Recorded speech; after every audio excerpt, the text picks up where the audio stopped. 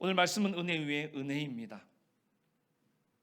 누군가를 애타게 혹시 기다려 보신 적이 있으십니까? 어떤 분들은 그렇더라고요. 기다려 본 적이 없는 사람은 인생을 모르는 거다, 이렇게 얘기를 하시더라고요. 저도 예전에 그랬지만은요, 엄마가 말없이 잠깐 외출했는데 그때에는 엄마가 없는 것 같으니까는요, 엄마 부르면서 막 찾고 언제나 들어오나 기다리죠. 그러면서 그 아이들이 그렇죠. 인생이라고 하는 것은 기다리면서 시작되는 것이구나 라고 하는 것을 원초적으로 깨닫게 되고요. 군대에 보내셨던 어머님들, 그때 군대에 아들 보내놓고 어땠습니까? 이제나 저제나 저 문으로 들어올까, 그런 기다림에 통해서 그 모성애의 그 진수를 볼 수가 있죠. 그리고 또 혹시 여러분들 연애하실 때 사랑하는 사람을 기다리는 그런 마음들을 한번 잘 생각해 보십시오. 아무것도 아닌데 나타나면은요, 반갑게 맞아주고 기다리다가 왜 이제 왔냐고 그러면서 좋아해 주면 어떻습니까? 정말로 나를 많이 사랑해 주는구나, 이런 마음을 가지면서 그런 사랑하는 사람의 뜨거운 애정을 깨닫게 되지 않습니까? 그 조병화 시인이 있습니다. 그분의 시 중에 지루함이라는 그 시가 있는데요, 거기서 보면은 기다림이 없는 인생은 지루할 거다, 이렇게 마무리를 하더라고요. 그러면서 그 시인이 그 시에서 인생의 지루함을 이겨내려면 하면서 기다리면서 항상 생생하게 살아 있어야 된다, 눈을 뜨고 있어야 한다, 새로운 그 무엇을 스스로 찾고 있어야 하고 생각하고 있어야 하고 내가 산다는 걸 잠시도 잊지 않아야 된다라는 그 시를 쭉 열거를 하면서 마지막에 무엇보다도 스스로의 모습을 항상 보고 있어야 한다라고 그 시를 적어내리는 것을 볼 수가 있습니다.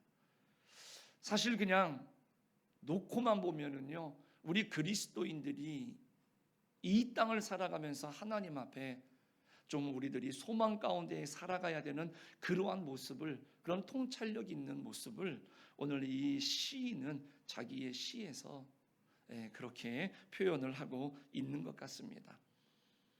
오늘은 대림절 첫 주일입니다. 대림절은요, 오다 라고 하는 뜻의 라틴어죠. 아드벤투스에서 유래된 말입니다. 그러니까 예수님이 성육신하시는, 탄생하시는 그 앞에 4주를 예수님의 탄생과 다시 오실 주님을 기다리는 그러한 절기로 보내죠. 그래서 교회력은요, 사실 이 대림절이 시작하면서 새해가 시작이 되는 겁니다. 그리고 이 보라색은 기다림의 뜻이 있습니다. 그래서 우리가 오늘부터 4주를 우리가 대림절 기간으로 그렇게 보냅니다. 이렇게 생각해 보면 우리가 기다림이라고 하는 것은 그때부터 이미 시작이 되어지는 것이죠. 대림절은 그렇기 때문에 각 주마다 그 다른 색상의 초를, 불을 붙여가면서 그리스도의 오심을 기다립니다. 이렇게 주님의 오심을 기다리면서 대림절을 우리는 지키고 있는데요, 주님은 주님의 오심을 간절하게 기다리는 사람에게 오시는 줄로 믿습니다. 이것이 바로 뭐냐? 신령한 은혜의 시작인 거예요. 오늘 우리가 이미 기다리기 시작을 하면서 우리의 삶에는 하나님의 신령한 축복, 신령한 은혜가 이미 부어지고 시작된 줄로 믿습니다. 그러므로 우리 그리스도인들은요, 이 대림절을 맞이하여서 우리의 시작을 잘 해야 할 줄로 믿습니다. 그래서 교회력으로 이제 새해가 시작되는 이 대림절 첫 주에 우리는 어떤 각오, 어떤 결심을 가지고 시작을 해야 되겠느냐라고 하는 것을 우리가 함께 말씀을 통해서 나누고자 합니다. 요한복음 1장 1절에서 4절에 보니까는요, 태초에 말씀이 계시니라, 이 말씀이 하나님과 함께 계셨으니 이 말씀은 곧 하나님이시니라. 그가 태초에 하나님과 함께 계셨고 만물이 그로 말미암아 지은 바 되었으니 지은 것이 하나도 그가 없이는 된 것이 없느니라. 그 안에 생명이 있었으니 이 생명은 사람들의 빛이라. 태초에 말씀이 계셨습니다. 이 말씀은 하나님과 함께 계셨어요. 그래서 이 말씀이 곧 누구시라고요? 하나님이시라. 그런데 이 말씀이 육신이 돼서 우리 가운데 나타나셨어요. 그분이 누구십니까? 예수님이세요. 그럼 말씀의 삼위일체죠. 말씀이 곧 하나님이시고 말씀이 육신이 되어서 우리 가운데 나타나셨습니다. 그러므로 하나님이 곧 예수님이신 것이죠. 이것이 역사의 시작입니다. 이것이 은혜와 진리이고요, 신령한 축복의 시작이라는 겁니다. 그러니까 오늘 우리들이 살아가면서요, 우리 삶의 모든 것이 감사라고 여길 수밖에 없는 것은 뭐냐? 이미 태초부터 계셨던 그 하나님의 역사를 통해서 오늘 우리들에게 하나님의 은혜는 부어진 줄로 믿습니다. 그리고 여전히 부어지고 있는 줄로 믿습니다. 여러분들 모래 위에 발자국 이야기 아시죠? 어느 한 사람이 꿈에 자기가 너무너무 힘들 때 보니까 어때요? 평상시에는 그 모래 위에 발자국이 두 사람의 몫이었는데 어느 날 보니까는요, 한 사람의 발자국밖에 없습니다. 언제부터 이렇게 한 사람이었지? 생각해 보니까 자기가 가장 힘들어졌던 그 순간입니다. 그래서 하나님 앞에, 주님, 왜 내가 정말로 힘들고 어려울 때 나랑 같이 계셔야지 왜 그때에는 나 홀로 두셨습니까? 그런데 예수님이 그 사람에게 뭐라 그랬습니까? 얘야, 그 발자국은 네 발자국이 아니니라. 네가 그렇게 힘들고 어려울 때 나는 너를 안고 나는 너를 업고 그 길을 걸었다. 근데 그 순간에 눈이 열려지니까는요, 그 사람의 마음이 얼마나 그 하나님의 은혜가 넘치겠습니까? 마찬가지죠. 우리의 삶에는 이렇듯 그 순간순간이 은혜가 아닌 것이 없는 줄로 믿습니다. 주님은 내가 평안할 때에도 같이 하셨고요, 내가 정말로 힘들고 어려울 때는 아예 나를 업고 가셨기 때문입니다. 이 하나님의 은혜는 이미 태초부터 시작이 되신 그 하나님의 은혜이기 때문에 우리가 주님을 간절히 기다리면서도 우리가 감사할 수 있기를 간절히 축복합니다. 사도 바울도 그와 같은 경험을 하죠. 고린도후서 12장 7절 이하에 보니까는요, 그 육체에 가시가 있었습니다. 너무너무 힘들어서 사탄의 사자라고 할 정도로 몹시 괴롭게 하는 자기의 질병이 있었습니다. 하나님 앞에 이 질병을 고침받기 위해서 기도했을 때 하나님이 뭐라고 말씀하셨습니까? 고린도후서 12장 9절에 보니까 나에게 이르시기를 내 은혜가 내게 족하도다. 이는 내 능력이 약한 데서 온전하여짐이라 하신지라. 나 힘들고 어려운데 하나님 도와달라고 할 때에 나의 은혜가 지금 너에게 충분하다.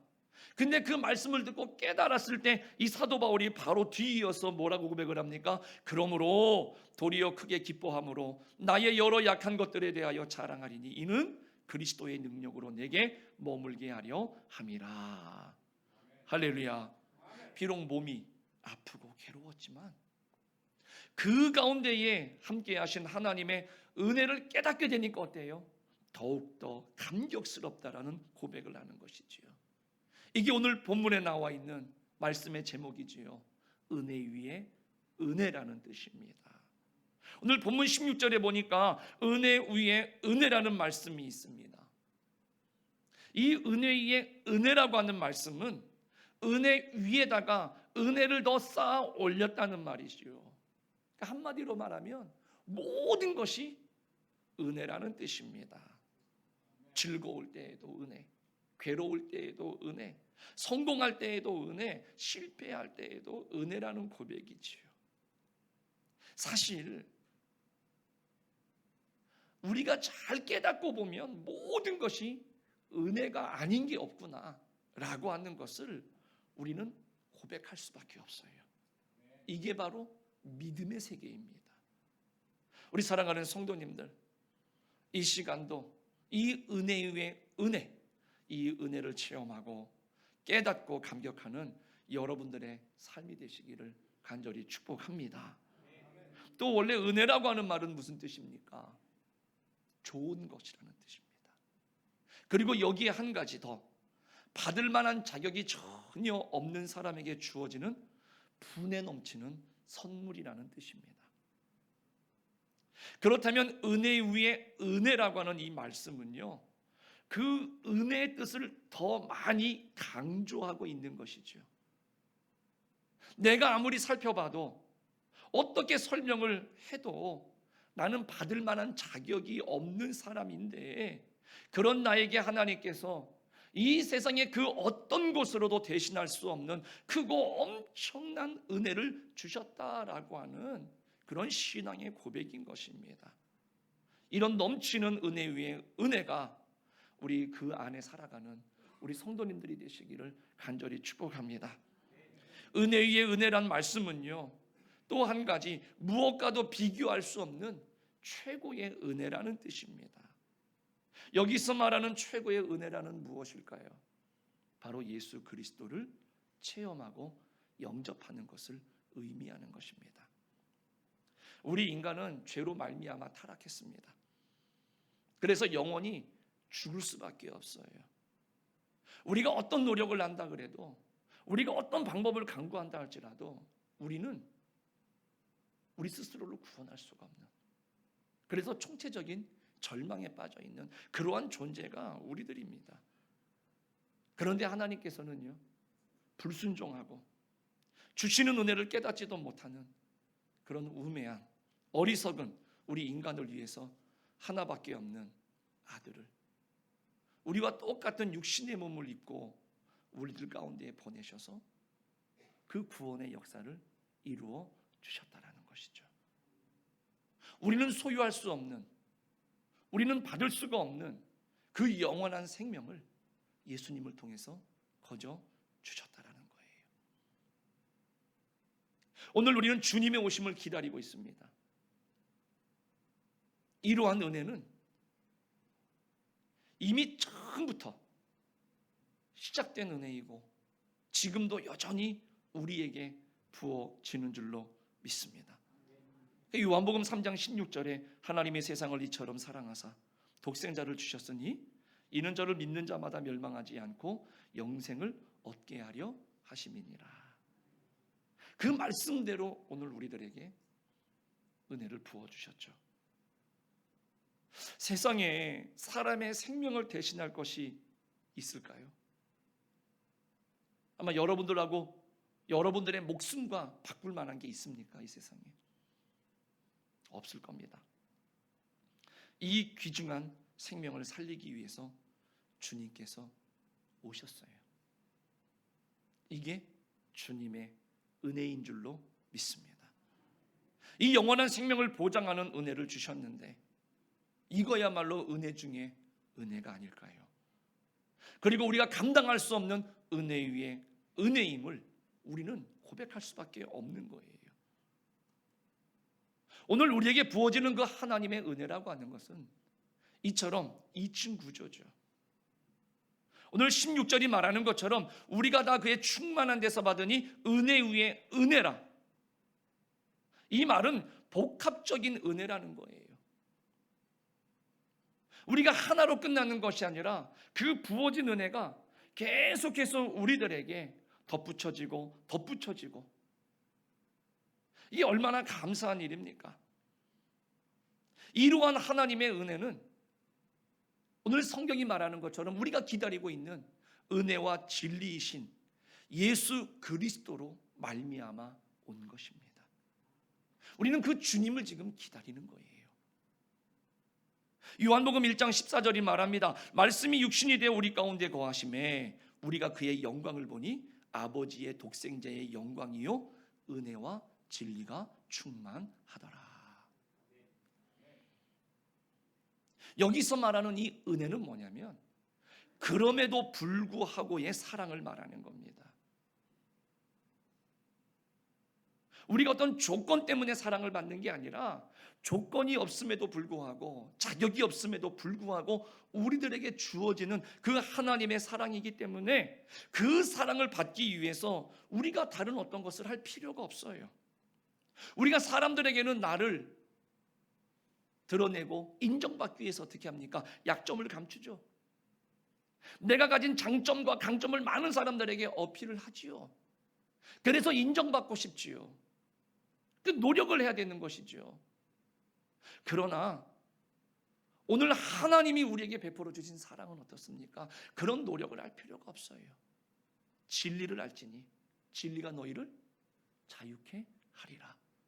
그래서 그 사랑 앞에는요, 진정한 자유가 있고요, 진정한 내 자신의 모습으로 하나님 앞에 설 수가 있다라는 것이죠. 이 하나님의 은혜는요, 용납 그리고 더불어서 플러스 알파가 있는 거예요. 여러분, 용납이라는 것이 무엇입니까? 단순하게 판단하는 게 아닙니다. 그저 있는 그대로를 받아들이는 것이죠. 은혜는 뭡니까? 더 큰 의미죠.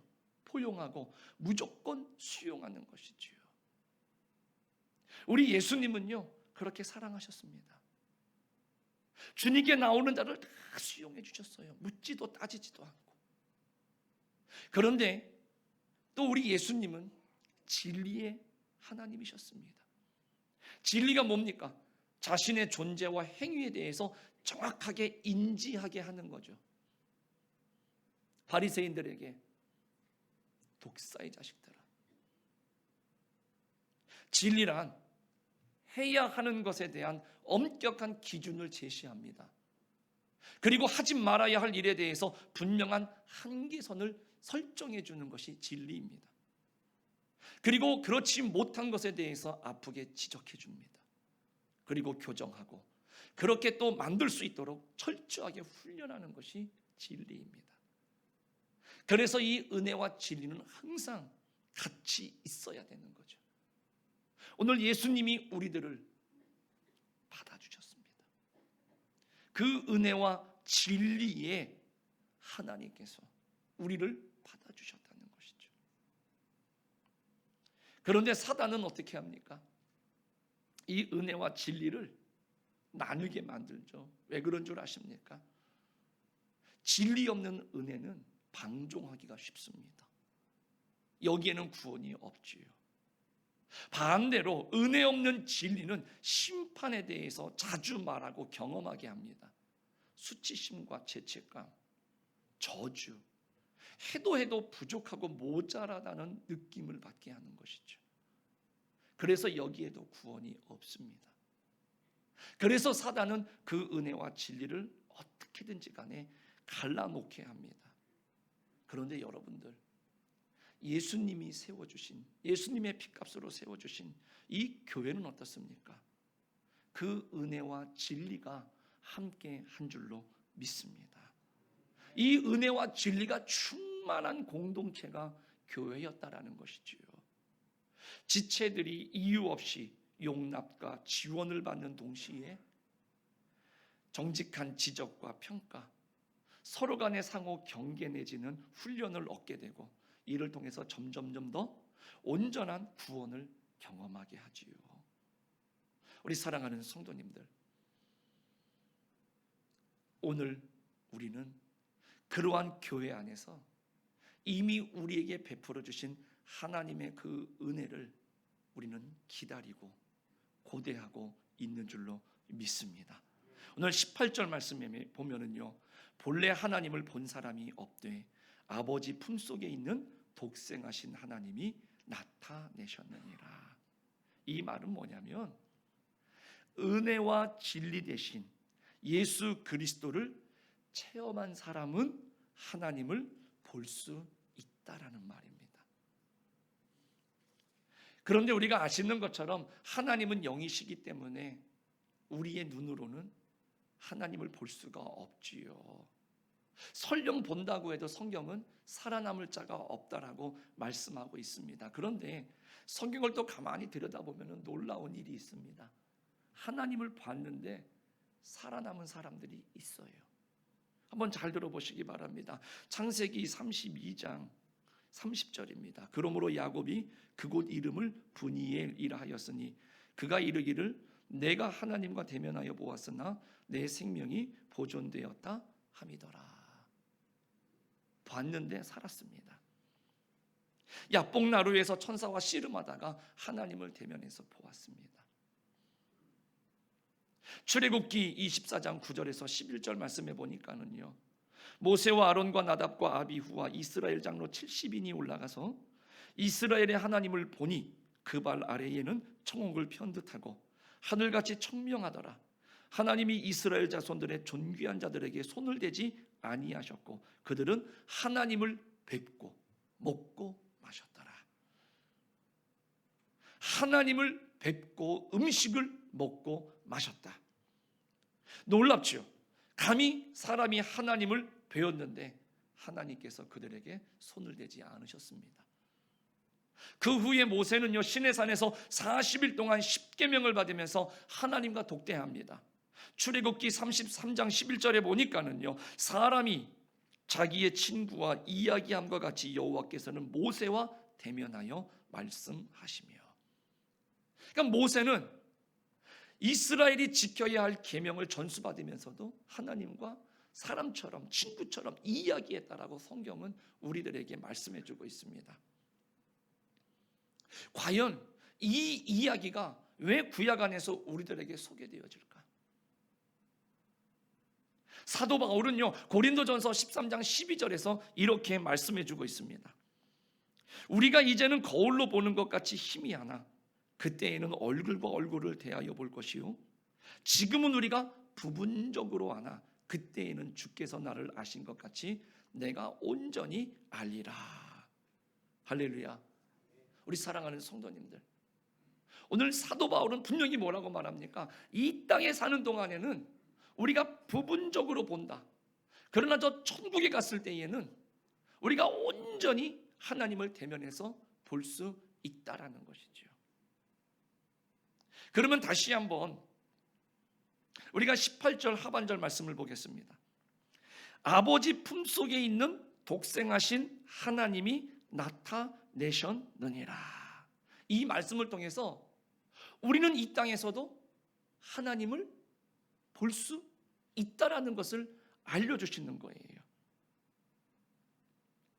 아버지의 품속에 있다라고 하는 것은 어떤 장소가 아닙니다.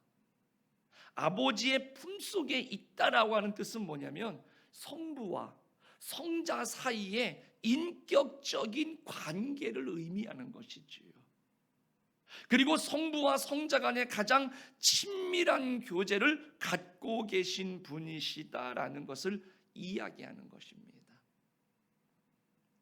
성부 하나님, 성자 하나님, 그 위는 다르지만 그 본질, 본체는 같다라고 하는 것이죠. 그러니까 하나님 아버지와 일체이신 분이시다. 우리 주님이 2000년 전에 우리 가운데 오신, 우리와 같이 똑같은 몸을 입고 오신 그 예수님은 하나님과 근본 본체가 같다라고 하는 것을 이야기해 주시는 것이죠. 그러므로 예수님이 이 땅에 우리들의 모습으로 오신 것은 바로 뭐냐면 하나님 아버지 자신이 예수 그리스도로 말미암아 계시된 것이다라는 것을 이야기하는 것입니다.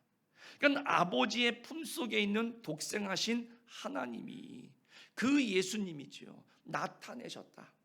우리가 볼 수 있도록 우리 육신의 모습으로 오신 예수님으로 우리들에게 나타내셨다라는 것이죠. 우리가 잘 아는 것처럼 그 방법이 뭡니까? 성육신이라는 거예요. 독생하신 하나님, 즉 예수님이 하나님을 가장 깊은 부분까지 가장 완벽하게, 가장 정확하게 나타내신 거예요. 이 땅에 오셔서. 그래서 오늘 우리는 지금 그 주님을 기다리고 있는 줄로 믿습니다. 그래서 그리스도를 본 사람을 하나님을 본 것이다라고 말하는 겁니다. 독생하셨던 하나님께서 만족스러운 설명자, 선포자가 되어 주셨다는 것이죠. 이 말씀은요, 예수님께서 이 땅에 오심으로 예수님이 자신의 삶을 통해서, 자신의 생애를 통해서, 그 말씀을 통해서, 그 인격을 통해서, 그리고 마지막에 우리를 위해서 십자가에 고난받으시고 죽으심으로 말미암아서 누구를 나타내신 거예요? 하나님 아버지를 나타내셨다라는 것이지요. 오늘 우리들은 그 주님을 기다리는 거예요. 하나님께서 진정으로 우리를 사랑하시는 줄로 믿습니다. 그리고 우리의 삶을 변화시킬 수 있다라고 하는 것을 오늘 우리들이 믿고 싶다면 예수 그리스도를 바라보시기를 간절히 축복합니다. 우리는 그 오시는 주님을 지금 기다리고 있습니다. 우리는 오시는 주님을 만나고 싶어요. 우리는 오시는 주님을 보고 싶습니다. 그리고 그 주님을 통해서 하나님의 사랑을 체험하고 싶습니다. 그런데 문제가 뭡니까? 어떻게 주님을 만나고 보느냐라고 하는 것이지요. 어떻게 그 주님의 사랑을 소유하느냐라고 하는 것이지요. 그 해답을 얻는 것이 대림절을 지키는 성도들에게 있어서 가장 중요한 과제인 것입니다. 그래서 오늘 요한복음 기자가 오늘 우리들에게 말씀해 주시는 것처럼 우리에게 베풀어 주신 그 은혜는 지금도 여전히 우리와 함께 하시는 것이고, 우리가 기쁠 때도, 우리가 슬플 때도, 우리가 잘 될 때에도, 정말로 절망할 때에도 우리 주님은 우리를 사랑하시는 줄로 믿습니다. 그러나 어느 누구도 예수님을 만나지 않고는 안 돼요. 우리에게 오시는 주님을 우리가 만나야 우리가 하나님을 온전히 보게 되는 줄로 믿습니다. 그래서 대림절 기간 우리가 기다림, 주님의 오심을 기다리면서 우리의 또 믿음이 시작이 된 것이죠. 정결한 마음으로 주님을 기다려야 될 줄로 믿습니다. 장차 오시는 주님을 영접할 마음의 준비를 갖추고 주님을 기다리는 것입니다. 그래서 오늘 16절 말씀입니다. 우리가 다 그의 충만한 데서 받으니 은혜 위에 은혜로라. 장차 오시는 주님의 은혜와 진리가 충만한 삶이 되시기를 주님의 이름으로 간절히 축복합니다.